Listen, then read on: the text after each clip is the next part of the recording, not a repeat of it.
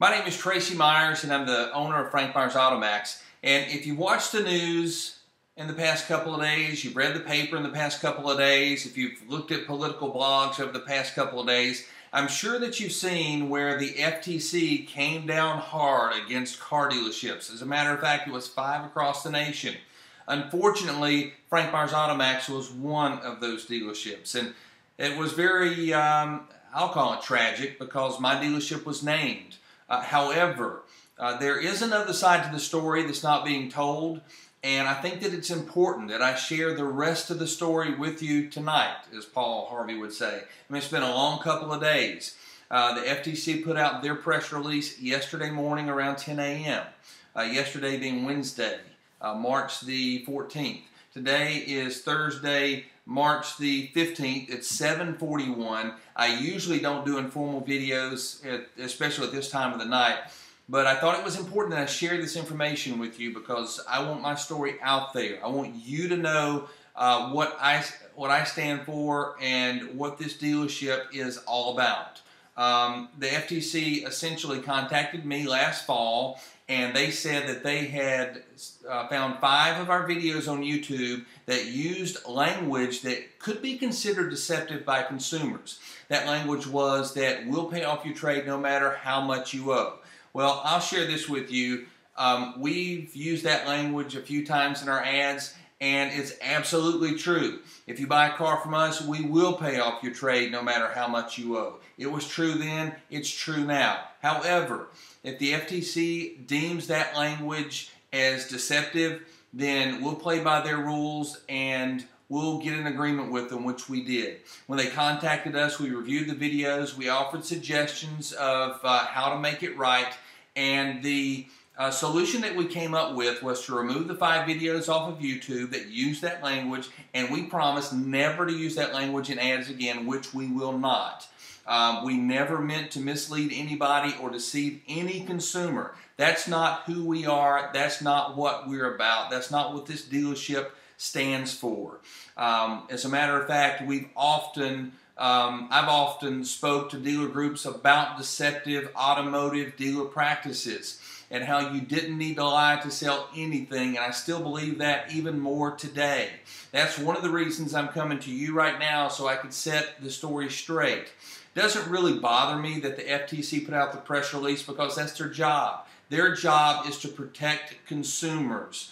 While I don't necessarily agree that they needed protecting from us, because I consider my employees in this dealership a team of really good people. We all have families, and we're here to help provide solutions to our consumers. If a consumer comes to our store and they have a need or they have a want and they owe more on their car than it's worth, or they have a payoff on their car, of course if they trade it in, we're going to pay it off. We would do that ethically, but we're also obligated to pay that vehicle off legally. So I'm not sure exactly where that confusion comes in, but once again, if the FTC says not to use the language and it's deceptive, then we will play by their rules, and therefore it is deemed deceptive, and we won't use that language. I just wanted you to know where we stood and where we're coming from, and if anybody considered any of our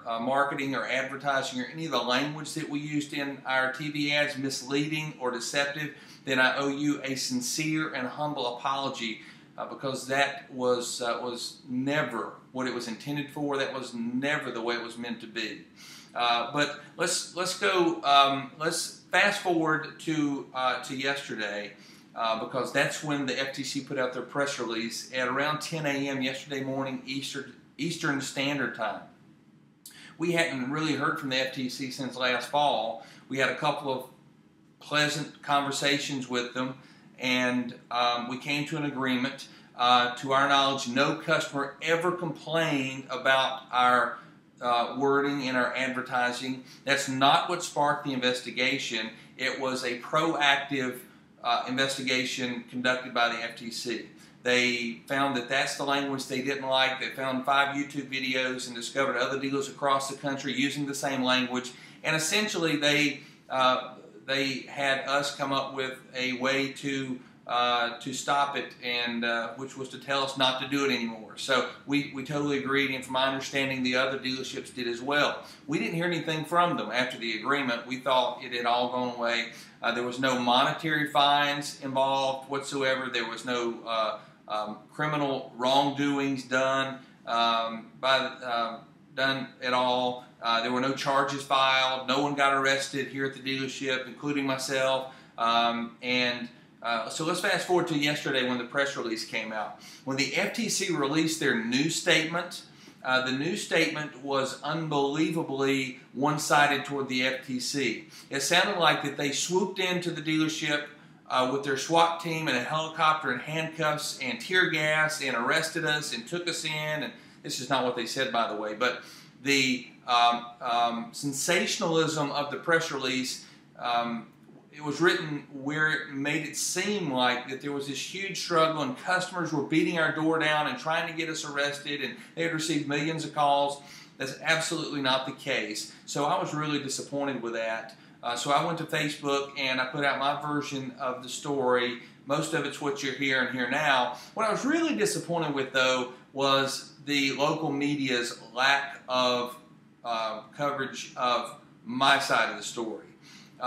Our business has been here, I always say it's been here forever and a day, but the Myers family, which is my family, obviously, has practiced and had successful businesses in this part of North Carolina for more than 83 years. My great-grandfather had a store more than 83 years ago. I bought this dealership from my father 6 years ago.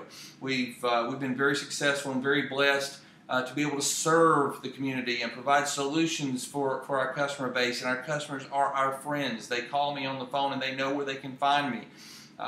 These people that we sell cars to are the people that I see at the mall and in church, at the grocery store on Sunday. So we're held accountable by them because this is not a big city.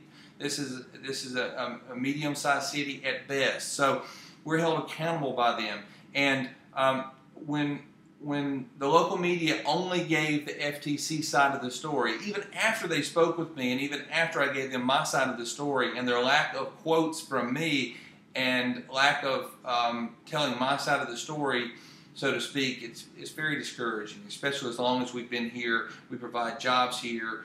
We've got more than 33 employees right now, and we're a thriving small business that depends on the media here in the community to not only tell our positive stories, but we support them with our ad dollars as well, which we're going to have to give a second thought to, not for vengeance, but because it just seems like the right thing to do at this point in time, unless I change my mind dramatically in the next few hours. But I've essentially been up for 48 hours straight, and I've never been through anything like this before, and I can share with you, and that's one of the biggest reason that I'm here, is to say that if you need to speak with me directly about a problem that you're having, whether it's with our marketing, if you find it deceptive, or if you just want to tell us we're doing a great job, you want to tell us we're doing a terrible job, then I'm always here at the dealership. If I'm in town, then I'm here. My customers and my friends and my coworkers and people here in the community, they know how to reach me. I'm always available at Tracy at frankmyersauto.com. Shoot me an email. I'm also going to put my email address and my direct phone number in the comments or the description area below. You can call me direct. If any member of the media, they want to hear my side of the story, please call me at that number direct or shoot me an email. I would encourage you to listen to my side of the story and to see how this was a big deal, but there is a much more sensationalized version of the story that you're portraying. And I'm not sure if you got that from the FTC, which is what it looks like from their press release that was put out, which is unfortunate that you didn't reach out to someone in your own community to get their take on the story. My customers, future customers, that have reached out to me, you've already sent me emails, sent me messages, text messages. It's literally in the hundreds in the past 48 hours. I appreciate you so much. You don't know what it means to me to hear from you and to have your support. And we're going to keep doing what we're doing, minus what we agreed to not do for the FTC. And that is to use the language that they asked us to stop using in our ads, which they deemed as deceptive. or potentially deceptive. I appreciate what they do for customers, what they're trying to do for consumers. I'm not sure if this really hit the nail on the head and what they were trying to accomplish, but I understand that they were doing their job. So I'm ready to put this behind me. We're going to move onward and upward. And once again, I'd love to speak to anyone about this that would like to speak about this, whether it's just in general dialogue or if you know of other ways that we could possibly improve our business, because we are here not just to sell cars, because every car dealer sells cars. We're here and have been here to provide solutions to people in the community that need solutions, transportation solutions, because, folks, it's like this. Every single day people have needs. They have needs for transportation, and that's what we're here for. Everybody else can sell cars. Of course, that has to be the end result of what we do, because that's how we keep the doors open, and that's how we pay the bills and pay our employees. But if we treat people right and we provide solutions to their problems, there's really nothing that we can't accomplish together. So I appreciate you hearing your rant, listening to me rant. And I'm going to go home. I'm going to get some rest and shave. Been a long time since I went a couple of days without shaving.